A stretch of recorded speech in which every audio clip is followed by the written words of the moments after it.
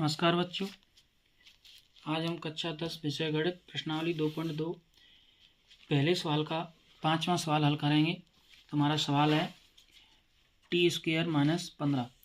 इस द्विघातीय बहुपद की हमें शून्य ज्ञात करनी है और इसके शून्यकों तथा गुणांकों के बीच सत्यता की जांच करनी है। तो बच्चों, इसका हमें गुणनखंड करने के लिए हमने बताया था कि सबसे पहले हम इसको शून्य के बराबर रखेंगे।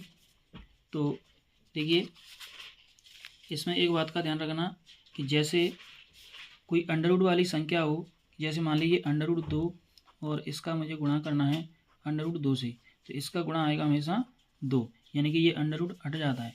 इसी प्रकार मान लीजिए कि √3 गुणा √3 है, तो इसका गुणा आएगा 3। तो इसी प्रकार मैं उल्टा सोचूं कि यहाँ पे ये 5 है, तो इस 5 को मैं यहाँ से किस प्रकार लिख सकता हूँ कि √5 गुणा √5। तो इसी प्रकार इस सवाल में अपने में ये जो 15 है, मैं उसी रूप में रखना चाहता हूँ। जैसे t² - इसको √15 बोल दूंगा और √15 गुणा √15 को मैं स्क्वायर के रूप में रख सकता हूँ। अब इसके मुझे शून्य ज्ञात करने, तो बराबर 0 रख दूंगा। और देखिए, ये हमारा एक सूत्र होता है गुणनखंड का कि a² - b² दोनों संख्याओं पर अगर वर्ग लगे हों तो ये बराबर होता है हमारा a + b और a - b के। तो इसकी सहायता से हम यहाँ पे देख सकते हैं कि दोनों संख्याओं पे वर्ग लगे हुए हैं और बीच में माइनस चिन्ह है। तो इन दोनों को हम एक बार जोड़ेंगे, तो t + √15 और t - √15 बराबर 0। अब देखिए, पिछले सवालों की तरह ही हो गया। यहाँ से हम t + √15 बराबर 0 रखेंगे तथा t - √15 बराबर 0। तो यहाँ से t का मान आएगा माइनस का √15 और यहाँ से t का मान आएगा √15। तो ये बच्चों इस द्विघाती बहुपद के शून्य का आ चुके हैं। तो यहाँ पे लिखेंगे, अतः द्विघात बहुपद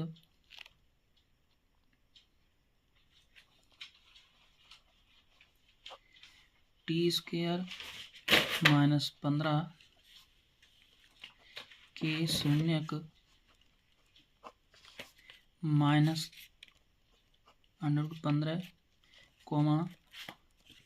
√15 हैं। अब बच्चों देखिए, इसकी जांच करेंगे। तो यहाँ पे लिखेंगे जांच। तो जांच में सबसे पहले लिखेंगे शून्यकों का योगफल बराबर माइनस, अब हमारा बहुपद t के रूप में है तो यहाँ पे हम t रख देंगे कि t का गुणांक, और नीचे रखेंगे t² का गुणांक। अब बच्चों देखिए, यहाँ पे शून्यकों का योगफल करना है। तो मेरा एक शून्यक माइनस √15 है और दूसरा √15 है, और ये कर दिया मैंने दोनों का योगफल बराबर। अब देखिए, ये वाला माइनस चिन्ह रख लिया मैंने और t का गुणांक लेना है मुझे। तो बच्चों देख सकते हैं हमारे बहुपद में t वाला पद है नहीं, t² वाला है और अचर पद है। तो t वाला जब है ही नहीं तो उसको हम मान लेंगे 0, और नीचे t² का गुणांक, तो t² का गुणांक है यहाँ पे 1, तो यहाँ पे नीचे रखेंगे 1। अब बच्चों देखिए, ये माइनस का √15 और ये प्लस का √15, तो या तो ये कह लो कि इससे ये कट गया, या समझ लो कि इसमें से इसको घटाएंगे तो क्या आएगा यहाँ पे 0, और 1 का भाग ऊपर शून्य में दें तो ये भी शून्य हो जाएगा। तो ये बच्चों देखिए, योगफल की जांच हो चुकी है। अब इसी प्रकार हम शून्यकों का गुणनफल, शून्यकों का गुणनफल बराबर, तो इसका सूत्र हमने बताया था कि अचर पद बटे, यहाँ पे लिखेंगे t² का गुणांक। तो देखिए, यहाँ पे गुणनफल करना है हमको। तो एक है हमारा माइनस का √15 और गुणा करना है √15 से। बराबर। अब देखिए अचर पद हमारा कितना है, तो अचर पद हमारे सवाल है -15, तो यहाँ पे रख देंगे -15। नीचे टी स्क्वायर का गुणांक, तो टी स्क्वायर का गुणांक कितना हमारा 1, तो यहाँ पे रखेंगे 1। अब बच्चों देखिए ये माइनस का चिन्ह यहाँ पे यूँ का यूँ रहेगा, √15 का √15 से गुणा करेंगे तो वो आ जाएगा 15, और यहाँ से बच्चों देखिए 1 का भाग इसमें देंगे तो ये -15 आएगा। तो इस प्रकार बच्चों ये हमारे सवाल की सत्यता की जांच हो चुकी है। अब देखते हैं अगला सवाल, पहले सवाल का अंतिम सवाल, और अपना सवाल है 3x²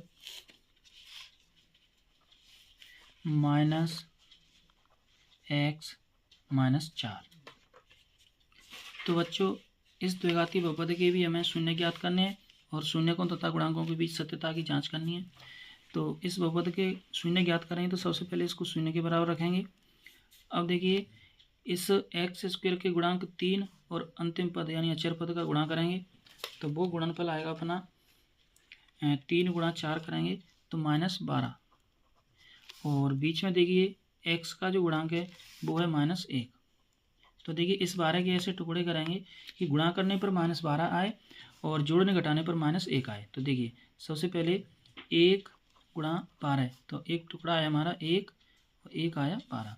इसके बाद में 2 × 6, तो 1 आया 2 और 1 आया 6। अब देखिए 1 आएगा 3 × 4 यानी कि 3 और 4। इसके बाद में कोई गुणनखंड नहीं होंगे, तो यहाँ पे देखिए ये हमारा गलत हो जाएगा क्योंकि हमें जोड़ने घटाने पर 1 लाना है, तो ये ना ये जोड़ने पर आ रहा, 12 और 13 हो जाएंगे, घटाएंगे तो 11 हो जाएंगे, तो ये गलत हो गया। यहाँ से देखें तो 6 और 2 8 हो जाएंगे और 6 और 2 घटाएंगे तो 4 हो जाए, तो ये भी गलत हो गया। तो ये वाला हमारा सही है क्योंकि गुणा करें तो देखो 12 आ जाएगा और घटाने पर 1 आ जाएगा। अब लेकिन घटाने पर -1 आना चाहिए, तो इसका मतलब है कि हमें बड़े वाले को माइनस का ले लेंगे और इस छोटे वाले को प्लस का ले लेंगे। तो इस तरीके से हमारे गुणनखंड आएंगे +3 और -4। तो बच्चों यहाँ पे इसको किस प्रकार से रखें देखिए, ये हो गया अपना 3x², और यहाँ पे मैंने बताया था कि ये -4x और +3x, और ये अपनी -4 बराबर 0। इन दोनों में से कॉमन केवल x आ रहा है तो x कॉमन ले लेंगे, तो यहाँ रह जाएगा 3x और ये रह जाएगा 4। यहाँ से बच्चों देखिए कुछ भी कॉमन नहीं आ रहा है, तो जहाँ से कुछ भी कॉमन नहीं आ रहा वहाँ से एक कॉमन ले लेते हैं, तो ये हो जाएगा 3x - 4 बराबर 0। अब देखिए यहाँ से यहाँ तक एक पद हो गया, एक पद ही हो गया। इन दोनों पदों में से कॉमन आ रहा है अपना 3x - 4। 3x - 4 यहाँ से निकल गया तो x रह गया, यहाँ से ये निकल गया तो यहाँ रह गया 1 बराबर 0। अब पिछले सवालों की तरह देखिए यहाँ पे 3x - 4 बराबर 0 तथा x + 1 बराबर 0। तो यहाँ से 3x बराबर ये -4 इधर आ जाएगा और x का मान आ जाएगा 4/3। इसी प्रकार यहाँ से x का मान आ जाएगा -1। तो बच्चों हमारे शून्य आ चुके हैं, एक शून्य 4/3 हो गया, एक -1 हो गया। तो यहाँ पे लिखेंगे अतः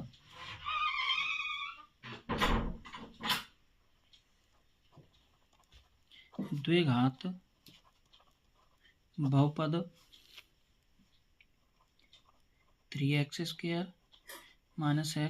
4 के शून्यक -1, 4/3 हैं। तो ये हमारे शून्यक आ चुके हैं। अब बच्चों देखिए इसकी हम जांच करेंगे, तो यहाँ पे लिखेंगे जांच। तो जांच में देखिए सबसे पहले लिखते हैं हम यहाँ पे शून्यकों का योगफल बराबर -x का गुणांक बटे x² का गुणांक।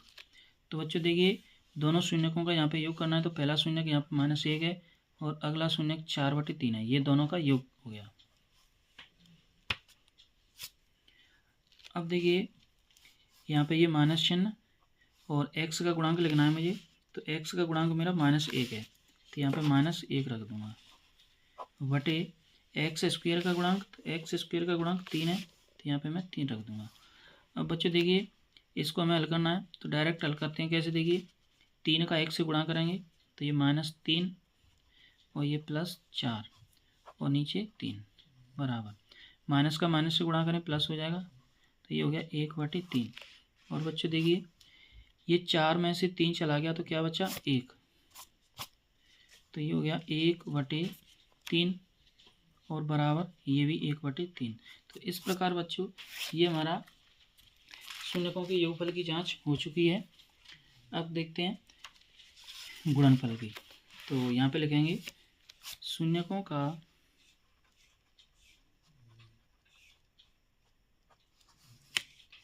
गुणनफल, शून्यकों का गुणनफल बराबर अचर पद बटे एक्स स्क्वायर का गुणांक।